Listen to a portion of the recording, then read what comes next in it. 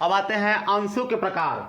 अंश जो है दो प्रकार के होते हैं। कितने प्रकार के? दो प्रकार। एक होता है समता या साधारण अंश, इक्विटी शेयर, और दूसरा होता है पूर्वाधिकार अंश या अधिमान अंश, प्रेफरेंस शेयर। ये समता अंश क्या होता है? समता अंश वे अंश होते हैं, साधारण अंश वे अंश होते हैं जिनको दो प्रकार की प्राथमिकता प्राप्त नहीं होती है। ठीक है, कौन कौन सा? एक तो लाभांश में हिस्सा पाने का पहले अधिकार, और दूसरा कंपनी के समापन के समय इन्हें इनकी पूंजी वापस प्राप्त करने का अधिकार।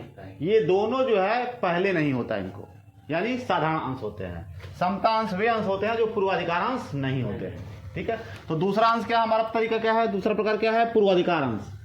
पूर्वाधिकार नाम से ही क्लियर है, अधिमान जिसका अधिक मान हो। ठीक है, तो अधिक मान में क्या होगा? जब भी कद्दू कटेगा सबसे पहले इनको मिलेगा। आई बात समझ? मैंने लाभांश, तो जो लाभांश का एक निश्चित दर जो है इनको पहले मिलेगा, उसके बाद समता अंशधारियों को मिलता है जो बचता है।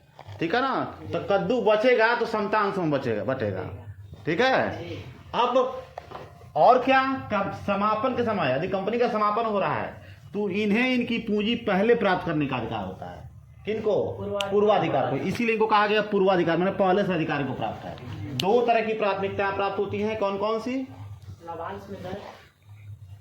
लाभांश में हिस्सा पाने का पहले अधिकार होगा, कंपनी के समापन के समय पूंजी वापस प्राप्त करने का पहले अधिकार होगा।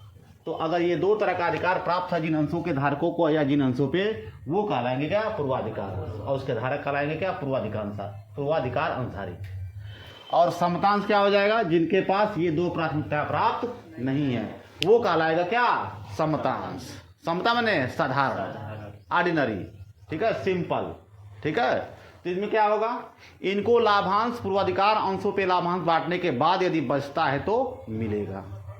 कंपनी के समापन के समय पूर्वाधिकार अंशधारियों को पूंजी वापस करने के पश्चात यदि शेष धन बचता है तो इनको इनकी पूंजी वापस की जाएगी, तो वो कहलाएगा क्या? समता। ठीक है।